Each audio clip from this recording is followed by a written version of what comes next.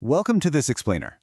Today, we're diving straight into what I think is a literally fascinating visual paradox.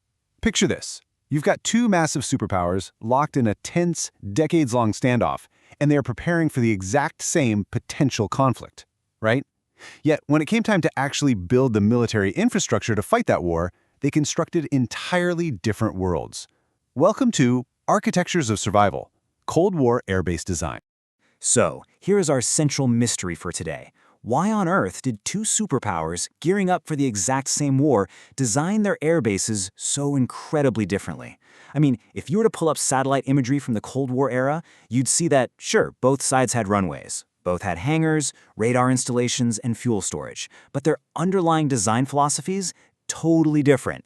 They were staring down the exact same threat, but they were drawing completely different blueprints. Now, what's really interesting about this comparison is just how stark the contrast actually is. American bases, they were basically built to act like massive, bustling logistical cities. We're talking large-scale operations, highly centralized logistics, and incredibly rapid maintenance. But then you look over at the Soviet bases, and it's a whole different story.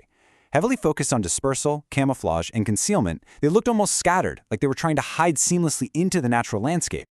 Okay, let's dive right into this and crack the first major clue in Section 1, the geographic puzzle. You know, an airbase doesn't just float in a void. Its physical location completely dictates how the concrete is poured on the ground. Let's look at the United States. As a global military power projecting force across oceans, they often faced severely constrained land overseas. They had to rely on politically sensitive, compact, allied territory that was super far from their own domestic front lines. The Soviet Union, on the flip side, they had this enormous connected landmass stretching all the way across Europe and Asia. That meant they had vast domestic territory to play with. But, and this is a big but, that territory was situated dangerously close to the potential NATO battlefield in Europe. So how did they deal with that? Let's move to Section 2, the Soviet survival strategy. For the Soviets and their Warsaw Pact allies, sitting right on the doorstep of a potential European battlefield, their absolute #1 goal was simply surviving the devastating opening phase of a major conflict. To pull this off, they relied heavily on something called aircraft revetments. These are basically separated parking positions surrounded by heavy earth or concrete barriers. The logic here is brilliantly simple. A tightly packed row of planes, that's a highly attractive target. By building physical barriers around individual aircraft, the Soviets drastically reduced the risk that a single conventional or nuclear strike would just wipe out their entire fleet. This whole idea boiled down to 3 absolutely crucial steps. Step 1, disperse. You spread your assets across massive areas so they just can't be taken out all at once. Step 2, camouflage. You use nets, natural vegetation, whatever you can to blend right into the environment. And Step 3, conceal. Hide the aircraft entirely beneath hardened concrete shelters. Because, think about it, their ultimate goal wasn't just making the planes harder to destroy, it was making them nearly impossible to find in the first place. But wait, the Soviets had another architectural card up their sleeve. Because Soviet influence spread across Warsaw Pact nations, places like East Germany, Poland, Czechoslovakia, and Hungary, they were able to achieve incredible standardization. It created this massive, interconnected defensive network. A fighter pilot operating out of one base could literally land anywhere in that allied network and find familiar infrastructure, standardized equipment, and the exact same procedures. Talk about a massive advantage. Let's shift gears now. Section 3, America's global machine. Now, the United States had a completely different strategic problem to solve: power projection.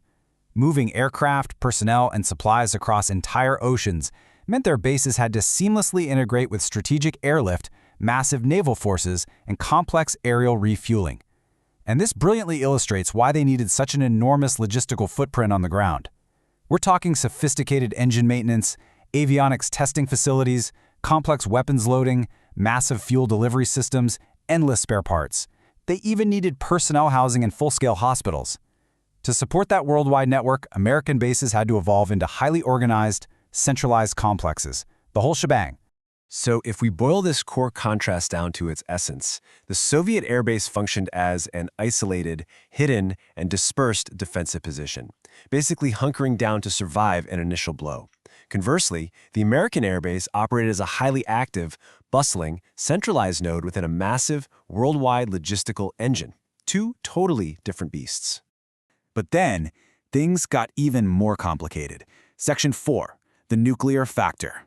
See, there was a terrifying twist that forced both superpowers to continuously adapt their carefully laid plans. The looming threat of nuclear strikes targeting the very lifelines of these bases, command centers, communication networks, transportation hubs, both sides had to adapt to this shared existential dread. They began utilizing hardened concrete shelters to resist blast and fragmentation. They drove operations underground, building subterranean command facilities. They developed rapid runway repair protocols and built extensive infrastructure redundancy. The idea was grim, but necessary. If one critical facility was vaporized in a nuclear flash, another redundant facility had to be ready to immediately take its place. No time to pause. Which leads us to a really fascinating turn of events. Section 5, the nuance of shared blueprints. It is absolutely crucial to understand that the differences between the superpowers weren't strictly black and white. Actually, scratch that. They were constantly learning from each other and reacting to rapidly evolving military tech.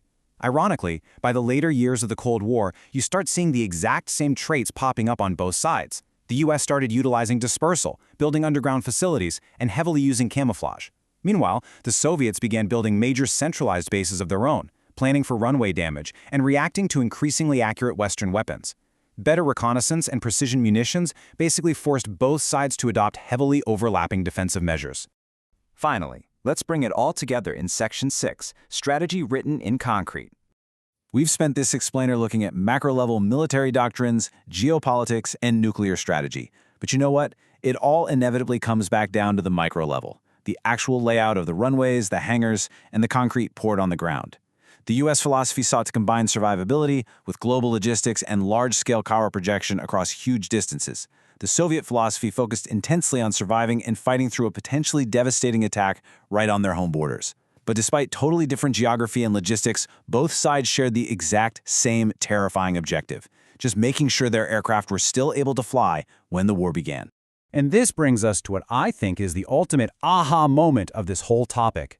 As the source material perfectly puts it, an airbase is more than a runway. It is a physical expression of military strategy. I absolutely love that quote.